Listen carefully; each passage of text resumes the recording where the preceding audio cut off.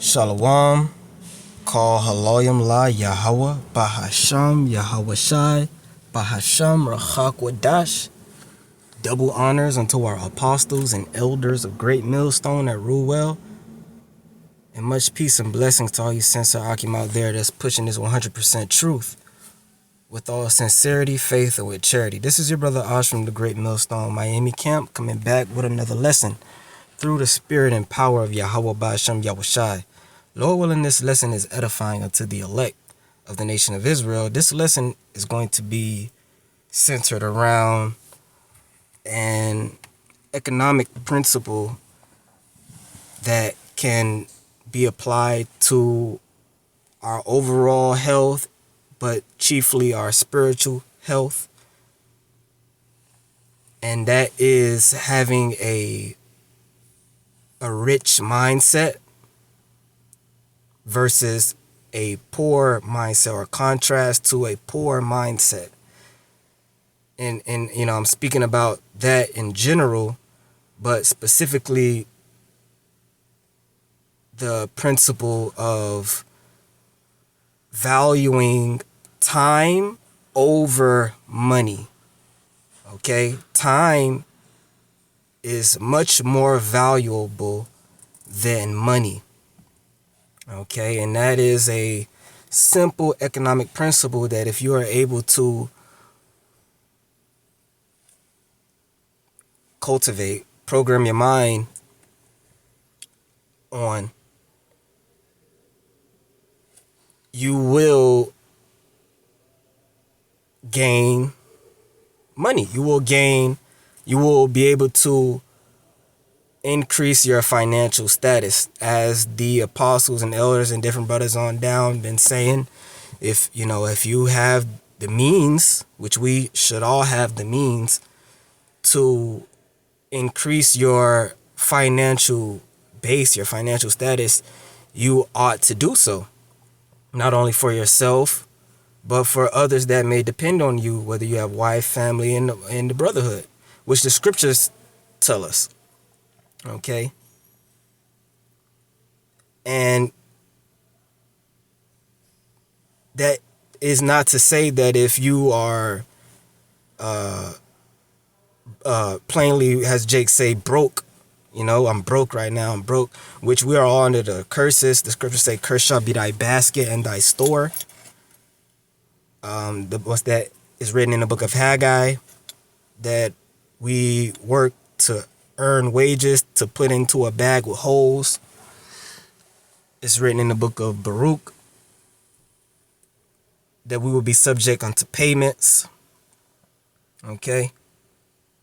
So, of course, we are not going to have as much as we would like. The Apostle Paul spoke on being content with whatever state you're in, whether you're abounding, whether you are being abased, to roll with the punches. Okay? But we should still work on improving that. And again, that is not to say that if you're broke, at the current moment, your account could be negative, but that is what it is. I'm not going to say that that's fine, or that's, you should work to get out of that. But if that is your current state, that does not mean that you are broken to a degree, that you have a broke mindset. Okay? Poverty, riches, being poor, being wealthy, these are first and foremost mindsets. Okay? You can either have a poor mindset, or you can have a broke a poor or broke mindset, or you can have a rich mindset. Okay? If you have a poor mindset, you can be born into wealth and become poor. Okay? If you have a poor mindset, you can be born into poverty and die in poverty. Okay? But if you have a rich mindset, you can be born in poverty, currently be in poverty, but if you cultivate and maintain that rich mindset, the riches coming your way, money coming your way is inevitable. Okay? And it's no marvel that when you get around certain wealthy classes of people, so-called white people, Esau, Edom, which is their kingdom, Amalek, chiefly. You get around some of these other wealthy classes of people, even Jakes that have some sort of currency, which we're at the bottom. But let's just speak on Esau for a moment. You get around these different communities and places where these devils are well off. Not only are you going to see them with physical wealth, physical financial riches, for the most part, you drive through some of these areas in the morning, you're going to see these people getting up, going for a run, going for a jog, going to the gym, getting up early, making their little cold pressed juice or whatever, going to the, forget about, because I'm going to speak on in this lesson, money versus time. They'll get up and go and pay $10-15 for a juice, a smoothie, right? And don't think nothing of it, while we, for the most part, Jay, like, what the hell, I'm not paying that, right? But you'll see them getting up early in the morning, working out, going to the gym, getting up, reading,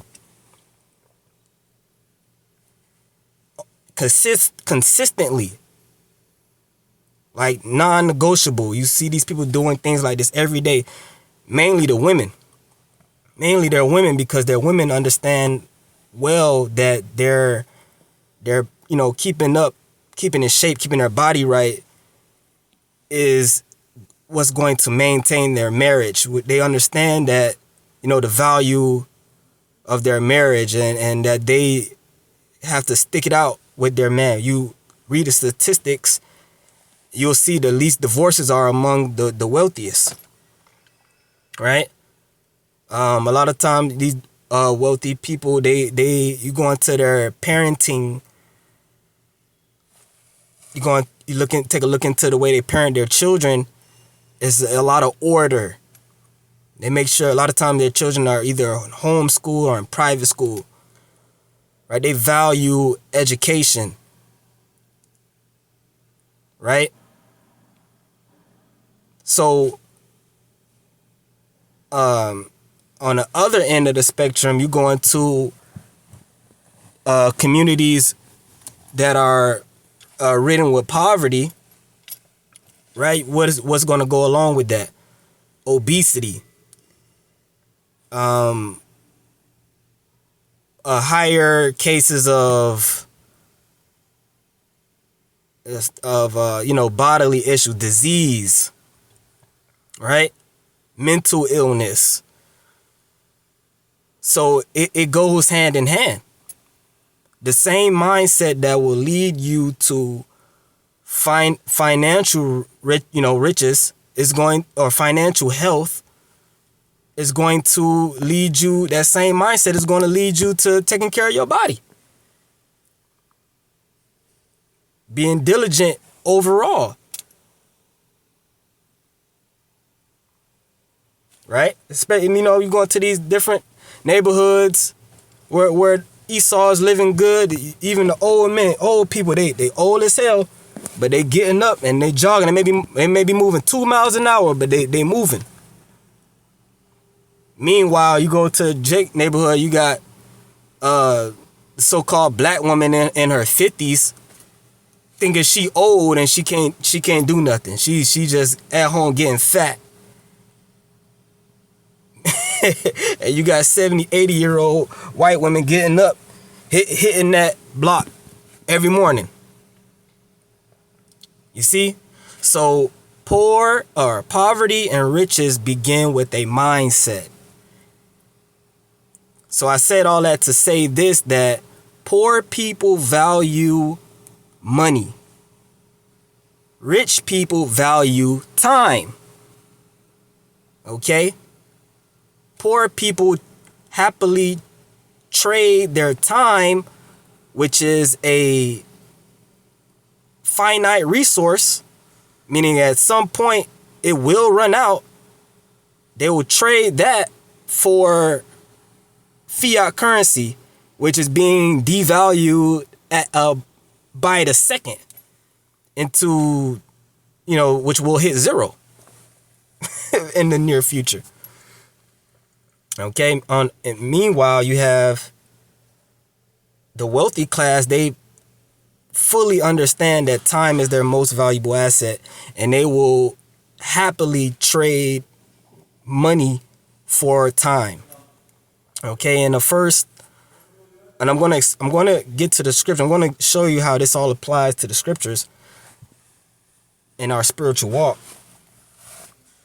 First time I heard this concept was from my father, which, just to say, he was all about the money. He was all about the bread. I'm just say that, okay? Coming into the truth, I would, because I loved him. He's passed now. He's in his right mind now. But when I first come in the truth, I, of course, trying to break the scriptures down to him, teach him. And he wasn't hearing none of that. He would tell me, I don't hear none of that. I don't believe in God. I don't believe in the Bible. I believe in money. Without money, you can't do this or that. You can pray. I'm gonna get money. He would he would say that, and he had it. He had it. So when I was first coming up learning how to drive, I remember getting a ticket. Traffic ticket, I think a red light or some shit like that. But I he was telling me, just pay it, just pay the ticket. And I was coming from the angle of, why would I pay the ticket when I could just if I just go to court, there's a good chance that I can beat it altogether, and I have to pay. And he was like, you know how much money I can make in a time of going and sitting in the courthouse? And when he said that, it hit me like, damn, you're right. Okay, now poor people don't think like that. So that's on a financial level. How much more on a spiritual level?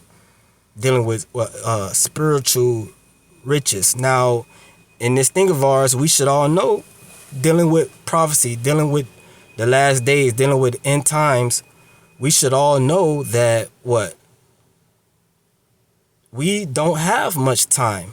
We understand that, Lord willing, this year being 2025, this is the hopeful year of our salvation and Esau's destruction. So, of course, we all should know that we are on a time limit. We don't know the day or hour that Yahushua is going to crack those clouds, but we do know he will very soon. As the scriptures say, measure the time diligently in itself. 2 Ezra, the 9th chapter. The Lord left us breadcrumbs, spiritual clues, spiritual hints to look out for out in the world. And that's why you have to watch as well as pray, keeping up with the different current events on the earth and lining it up with biblical prophecy to spiritually measure what time we're in. And especially what's going on right now, you see how these devils are moving. You see the spirit that the Lord has on Donald Trump. These devils are moving at an exponential rate. He's signing executive orders every day. Okay? With Lord knows what in those executive orders that will be executed or, put into action in the very near future. So taking that financial law or rule tip, and which can be applied to all areas of life, that goes also with our spiritual life. We have to make or make a truly accurate assessment of our time. We have to value our time, and we have to do things in the spirit to trade other things for our time so that we have more time. Okay, and the scriptures speak about these things. This is the book of Ephesians, the 5th chapter, and I'll get to the point. Verse 15, it says, "See then that ye walk circumspectly, not as fools, but as wise."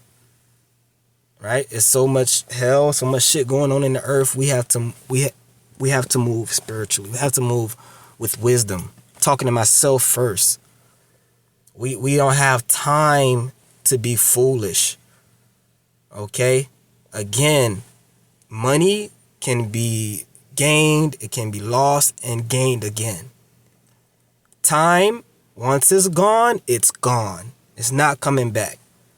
Okay, you could lose $100 yesterday, right? And you could make $300 today. But yesterday is never coming back. Okay?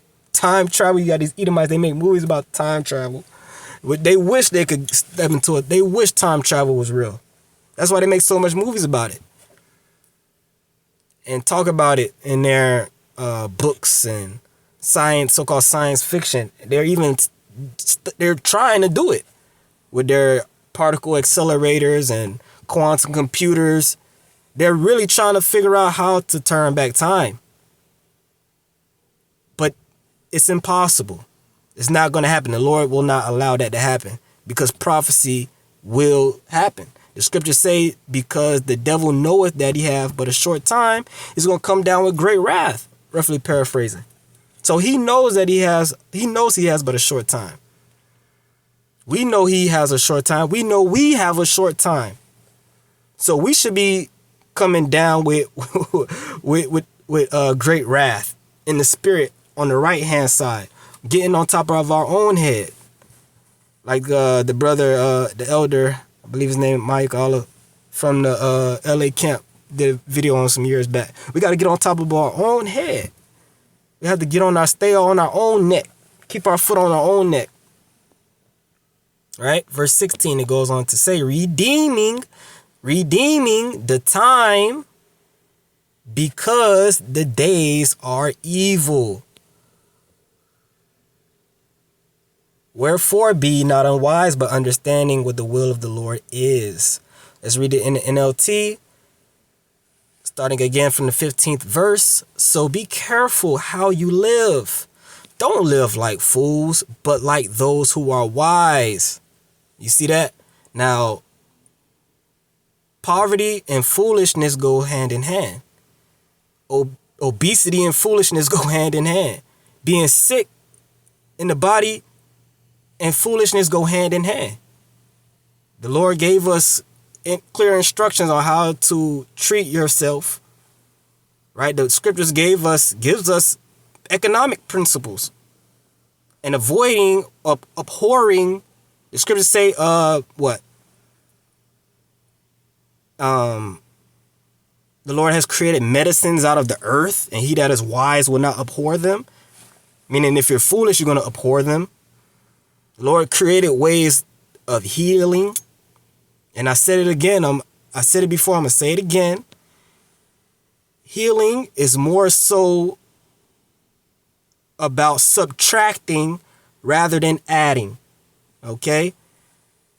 If you think that adding something without subtracting, if you're sick and you think adding something is going to benefit you more than subtracting, you're being foolish. You have to subtract what got you into that position in the first place before you think about adding anything else. So continuing on, that goes same way. So Lord said we have to move like the wise.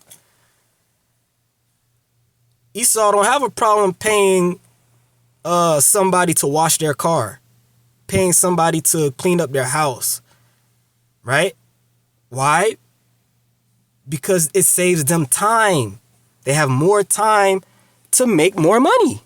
But a poor person is focused on saving every little dollar, saving every penny pitching. Not to say that the wise are not frugal, or the wealthy are not frugal, because you bet they are. They're not foolish with their money, but they understand that time is worth more than money. Meanwhile, a poor person, they want to do everything themselves, thinking they're gonna save money, but at the end of the day, you have no more time left to do shit, and you're tired. You don't have no energy. So we can't be like that in this truth, right? Verse 16, it says, "Make the most of every opportunity in these evil days." You see that? Make the most of every opportunity in these evil days. So we have to make the most of every opportunity, because once it's gone, it's it. Once the day is past, or you go a day or two without doing the things that you need to do in the spirit, talking to myself first. Day or two go by, you don't do a video, you may not read, you may not, or you as the scripture say, you may don't put not off the Lord from day to day, for suddenly shall the wrath of the Lord come forth, and in thy security thou shalt be destroyed. Roughly paraphrasing, we talking to myself first, we can't be in that spirit. We have to make the most of every opportunity. That's what it means to redeem the time. Deem, meaning to buy back the time. You're exchanging time for money. So we have to exchange certain things in our life. Could be finance, your actual money, or just cutting off certain things. You may want to get a woman. Again, to my brothers out there that's single, you desiring a woman, which the scriptures tell you, if you don't have a woman, if you don't have a wife, seek not a wife. Go get you some box. Go get you an arrangement. Just being straight up. Let that venom out and get back to the grind. I'm telling you, I promise you, once you get that venom out, you ain't going to be desiring a wife as much. Once you get that venom out, then you get that clarity again. Now you back on the things that really matter, your spiritual health and your financial health. Okay?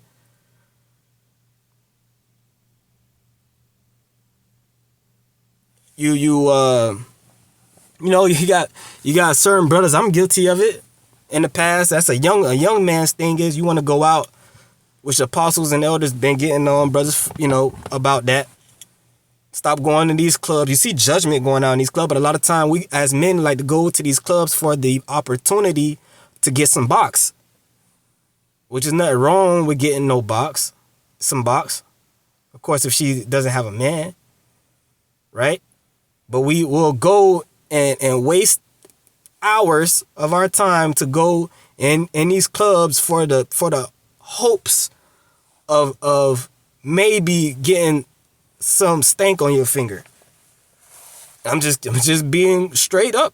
We're men, we're grown men, and so 3-4 hours later, from the time you started getting ready to the time you back home, you don't wasted money, you don't wasted time, right?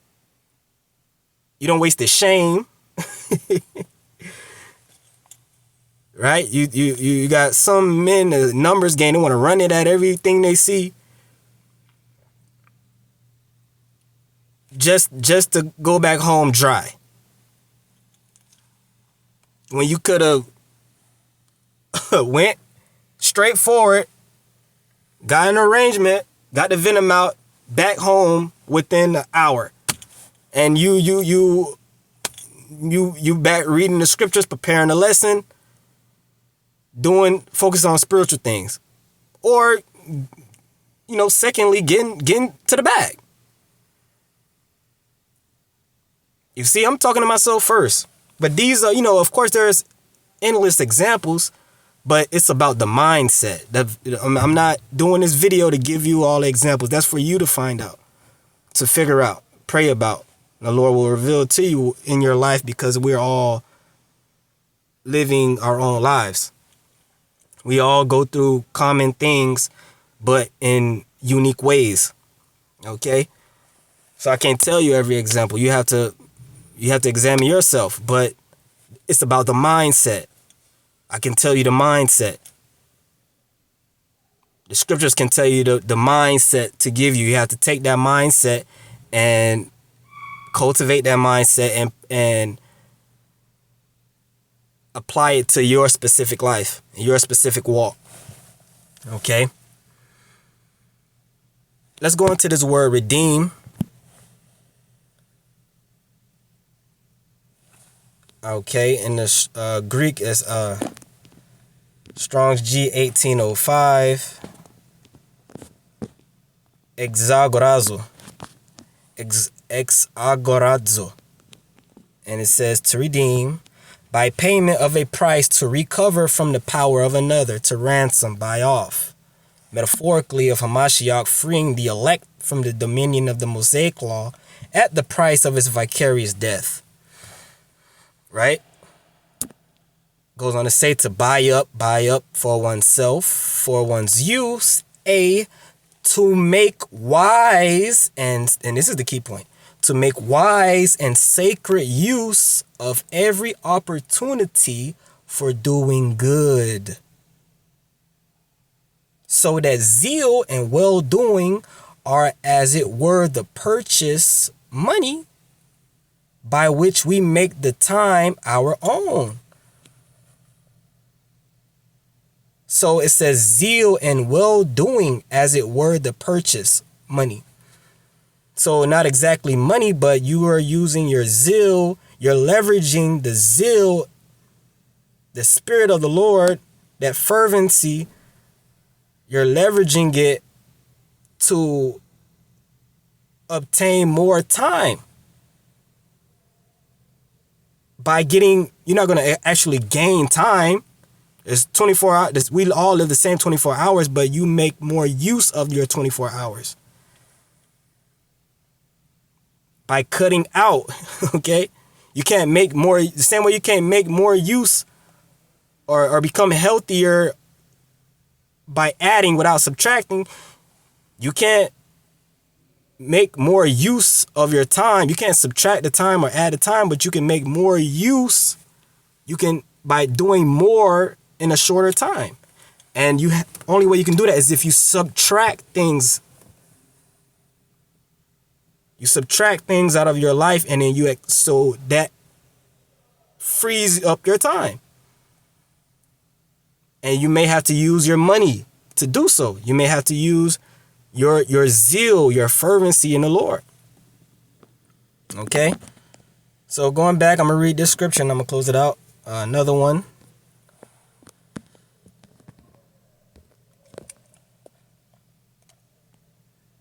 Oh, well, let me read 17 in the NLT. It says, don't act thoughtlessly, but understand what the Lord wants you to do. Okay? So, another one, this is Colossians chapter 4 and 5, which basically says the same thing.